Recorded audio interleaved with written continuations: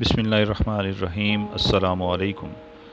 ایک مرتبہ حضرت رابعہ بصری رحمۃ اللہ علیہ نے 7 شب و روز روزے رکھے اور رات وقت قطن آرام بھی نہ کیا، لیکن جب 8ویں روز بھوک کی شدت پر نفس نے یہ فریاد کی کہ مجھے کب تک اذیت ہوگی، اسی وقت ایک شخص کھانے کی کوئی شے پیالے میں لیے ہوئے حاضر ہوا۔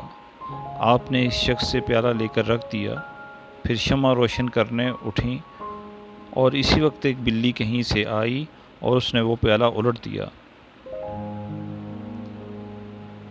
ایک اور جب پانی سے روزہ کھولنے اٹھیں تو شمع بجھ گئی اور پانی کا آب خورا بھی ہاتھ سے گر کر ٹوٹ گیا۔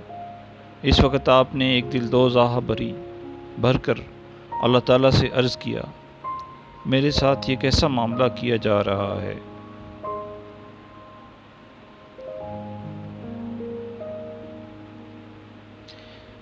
ندا آئی، اگر دنیاوی نعمتوں کی طلبگار ہو تو ہم عطا کیے دیتے ہیں، لیکن اس کے عوض اپنا درد تمہارے دل سے نکال لیں گے، اس لیے کہ ہمارے غم اور دنیاوی غم کا ایک دل میں جمع ہونا ممکن نہیں، اور نہ کبھی جداگانہ مرادیں ایک دل میں جمع ہو سکتی ہیں۔ یہ ندا سنتے ہی آپ نے دامن امید چھوڑ کر اپنا دل حب دنیا سے اس طرح خالی کر لیا کہ جس طرح موت کے وقت مرنے والا امید زندگی ترک کر کے قلب کو دنیاوی تصورات سے خالی کر دیتا ہے۔ اس کے بعد آپ بھی دنیا سے اس طرح کنارہ کش ہوگیں کہ ہر صبح یہ دعا کرتیں،